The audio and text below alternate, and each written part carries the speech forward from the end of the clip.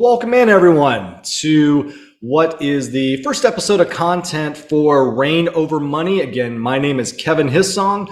I'll be your shepherd for this entire journey. So thanks for joining. Happy New Year. Happy 2023 as we get things kicked off here. Very excited to do this. Again, with these episodes, we're only going to take about 15 minutes or so to knock these out. I know you all are busy folks, so 15 minutes one time a week hopefully isn't too much interference with your daily life, but hopefully can help you save and make more money in your 2023. What we're going to talk about today and what I have titled, this is Diets and Budgets. Two different names with many, many meanings. And why do I say that? Let's think about diets. Diets, if I said to name a couple certain types of diets, South Beach, keto, Whole30 kind of come to mind. What comes to mind is some type of constrained, forced way of eating. And that's, just like budgets, diets, the word diet and the word budget kind of scare people, I feel like. But in general, there's another meaning for diet, and that's a much more general meaning of what's your current diet. If you ask me what my current diet was, I'd like to say it's mostly fruits and vegetables, lean meats and fish, watching out for sugars, things like that. I don't think my doctor would always agree that that's my diet. But anyways, that's your diet. It's what you eat. It's looking back to say, okay, what have I eaten over the last month or 6 months? What's my normal go-to? So, a diet can mean that one specific thing that's, to lose weight or get healthy or whatever it may be. But in a general term, the word diet is really just what you eat. Similar to budgets. And meaning by that, you think of budget, I think the first thing that comes to a lot of people's minds is, I remember even my parents doing it, was the white envelope system. You've got a budget for the month. You're going to take out cash at the beginning of the month. You're going to put it in these envelopes. And what normally happens if you're lucky, you make it to maybe the 23rd of each month, and then, or maybe the 15th or whatever it may be. And you open up an envelope and there's no money in it. So you go to another envelope and you take money from that envelope, and eventually all your envelopes are gone and you really despise this budget, and it lasts about 2-3 months and you forget about it. Again, constrained way of doing things. Well, I think there's definitely some benefit to doing that, especially if you're wanting to save for something on purpose. If you're on a very general fixed income, to understanding, how much you've got coming in and how much you can afford to let go forward. But I think what people need to do first is take the term budget in general and understand what's your budget. What do you currently spend your money on? If for the most part, we're not, really paying attention to certain items. How long do you look back? I don't know. If you look back over a month, you'll get an idea of some of your fixed costs, your groceries, things like that. But hey, maybe you were hosting a dinner or something, so your groceries are higher that month. Same thing like water bill. I know our water bill is every other month, so certain months our utilities are going to be higher than other months, and so on. That being said, I think 3 months is a good amount of time to start to look back at a budget to get an idea of, okay, we spend this much in this category, this much in this category, this much in this category. Even better, 6 months. But ultimately, I really think it takes a year to get an understanding. And the reason for that, and this is just personal, and I'm going to show you here in a little bit, I'm going to show you our last 3 years' budgets and what percent has gone to each category. I've been tracking things for about 9 years. Hard to believe, but I have been tracking things for about 9 years. So I've got a pretty good idea of our budget and where things are going. Not to say I'm completely happy with it. There's definitely adjustments that we can even make. And that's the thing about this episode is I don't think this is just for people starting out, whether it's, wanting to get a grip on your money from scratch, wanting to make some adjustments. Beginner, intermediate, advanced, everyone can benefit from understanding where their money goes and where maybe they can cut some items, or if you've got some expenditures coming forward, how to plan for those as well. But I think over a year is great because it can factor in taxes. You can look at your full year. You can track, your gross pay and taxes and everything that goes with that, what's going into retirement accounts, or you can just track your net pay And what I mean by net pay is after taxes, after any deductions, things like that. The money that's basically coming into your checking account and maybe savings account and what's going out with each paycheck. I primarily track our net pay. That's just what we're getting, because I love that everything else is automatic. You know, taxes are coming out, nothing you can do about that. 401k, any other brokerage investments we do, pretty much is all automatic. So I'm not worried about that. I want to be able to make the most of our budget with the money that's coming in on a month-to-month basis. But I need a quarter or 6 months or a year to look back at that. So with that being said, we're going to get real fancy here. I'm going to show you, I think I mentioned in the past about this kind of diamond. I feel like it all relates to a diamond. And what do I mean by that? I kind of created this, we'll call it the ROM diamond, the reign over money diamond, because if you can start to get all these different areas working together, you really are going to be reigning over your money. So with that being said, let's take a look at this first bullet here. We're going to be focusing on budget and organization. And it's at the bottom of the diamond because it's, I think, the most important thing for everyone. It's the foundation for everything else you want to do. Because there's only two ways, and I use it on my moniker, there's only two ways to have more money. You can either make more money, and that's through your job or creating, income off your investments, whatever it may be. You can either make more money or you can save more money. And budgets, I think, can allow you to do both, because it can free up money to maybe invest and have it create more income, but it can also help you save and show areas where maybe you're spending too much and you kind of want to focus on bringing that down. It's what we do. It's what I do on a daily basis. So this is kind of the first step. If you're looking at being the kind of the CFO of your household, whether it's just you, whether it's your family, it's a hugely important role. It's something you need if you really want to reign over your money. You need to take some time. Maybe it's a little bit of time each week and a little more time maybe at the end of the month to kind of reconcile all the numbers and see how the budget fell for the month. I do it. I spend about every other day. I'll spend 10 minutes with my coffee, kind of going through some of the software I use that I'll show you here in a minute, and getting into how that all works out. But yeah, being the CFO of your family, it's a huge deal, and it's usually, I think it's best if one person focuses on it, because it is really a job that entails some time to do. I think it's great for that CFO of the family to share that information with others in the family as well. I mean, we share information with our kids, how we're doing. We're very open with money with our kids. My wife and I have a very open relationship with money. So it just makes life a whole lot easier and one less thing to worry about. So that being said, let's get into it. Let's take a look at the budget. I mentioned the budget here. Let me pull up my budget over the last 3 years and share this again. There we go. And what you're going to see here is both net pay and gross pay. So in net pay, again, money that's just coming into our checking accounts. Mortgage, very high. That's going to be one of the highest for most people. Other maybe car payments, but we kind of want to try and stay away from those if we can. Savings and investments, you'll see here, that's really just our 529 sweep for our kids that goes in there.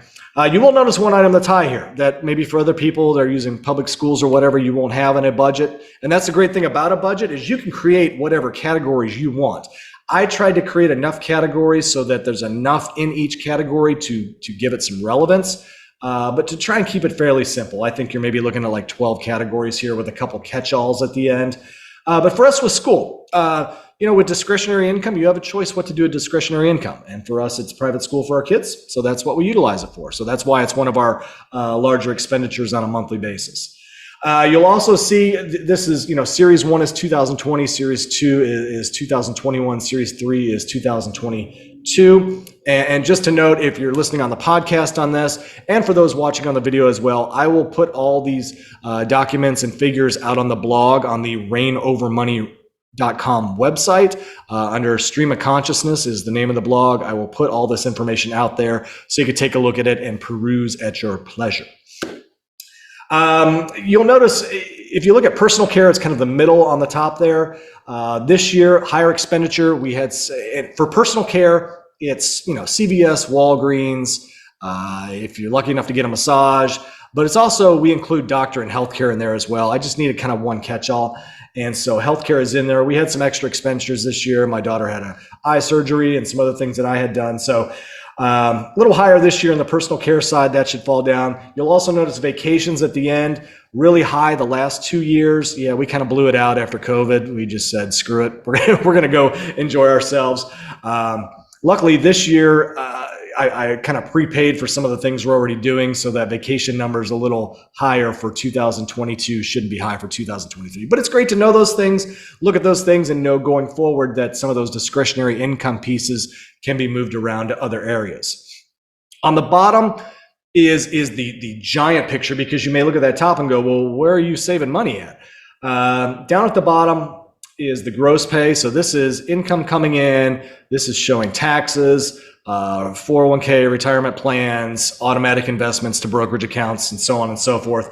You'll see that those on the right-hand side are much higher, taking up 20%, 10%, 15% of our income respectively. And then that entails, in turn drops the mortgage down to being really only 7 to 8% of gross pay, school 7 or 8% of gross pay, vacation, a little over 5%. So that kind of puts a little more in perspective. The top being, again, what's coming into a checking account and what I'm working with on a monthly basis. The bottom being an annual, what are we getting from our paychecks and where's all that money going? So that is the tracking of it. Now the question is, how do I track it? A lot of different ways to do it. What I will say is I am a giant fan of Mint and mint.com. It is a free software to use, and I've used it for many years. I'm going to pull it up here just to show you a couple pieces of it. Again, free to sign up, just need an email. What it does is it goes out, it'll ask you, well, let me just show you here, kind of walk you through a couple steps. And again, for those listening online, mint.com, go out, check it out. Just need an email to sign up, doesn't cost anything. I think you can get an advanced version where you sign up for it and so forth, but not the focus of today. So let's take a look here. We will share this, and this is the front page, and simply go to sign up or sign in depending on what you're looking for. When you first sign up, it's going to ask you to link some of your accounts. So whether it's bank accounts, investment accounts, like it says here, PayPal, Robinhood, whatever it may be. I even linked, we bought a couple I-bonds this year. So I even was able to link our accounts at the government treasury, the US Treasury. So it's got a lot of different accounts you can link. So what it does is anytime you log in, it's going to go out, it's going to use your sign-ins. Yes, it is going to use your sign-ins. It's very secure. Again, I've been using it for 9 years, have had no issues with it whatsoever. But maybe there's some other softwares out there that you've all heard of, and feel free to share so that I can share it with the community of folks that are maybe looking for softwares or online resources to use. But Mint's been great. So once you get all your accounts in there, one, it's going to keep you organized. So you're going to know where all your accounts are. It's going to give you a quick way you can see and view your different account balances. But it's also going to track all your transactions. And the one thing I do every couple days is I'll go in, take a look at the transactions and update the transactions to make sure they match my categories. And that's the nice thing about setting up your own budget. You can determine the categories you want. You can go with whatever they say it falls into. But I think to give it the best read, you want a little bit of manual intervention in there. I'll show you one more view here. Once you get your account set up, you'll see on the left-hand side of the website bar here, it's got overview, transactions, credit score, bills, budgeting, goals, trends, investments, marketplace, and settings. So you can do a lot of different things here. I don't use it much for investments. We'll talk about that on a later date. I actually don't spend a lot of time focusing on my investments. I think that's a good thing. Just kind of set it and forget it, let it go. But the budget is one thing I do keep an eye on. So that is a great way to track that, and many different ways that you can see those. From a bill standpoint, you can actually put your bills in, so it'll give you an update reminder and kind of a calendar going forward. And that is a huge piece to budgeting. We all think of budgeting as looking back over the month, over the quarter, whatever it is. But I got to thinking about, man, I'd like to see how next month is setting up. And I tried using the bills calendar a little bit, but it didn't really give me what I was looking for. So I just kind of built an Excel table, and from that Excel table, I'm going to show you kind of the setup of the template, and I'll put this template out on the website as well, just to give you an idea. I think this is really valuable because you can run into roadblocks going forward, especially in our case. Again, this is more on the advanced side of things. We use a lot of different credit cards for different things. So I've got different credit card payments at different times. I've got to know from a cash flow standpoint that we're going to have money in the account. We're a situation where it's just in time. And what I mean by just in time is we keep as little in our checking and accounts as possible. I want as much money working for me as I can. So most of it's either invested, maybe very conservative investments if I know it's type of money I'm going to need over 3 months, but I still want that money working and earning interest or creating dividends or whatever it may be. So I need to know if I need to transfer some money in the month coming up. So let me just give you an idea what that looks like here. I will share my screen again.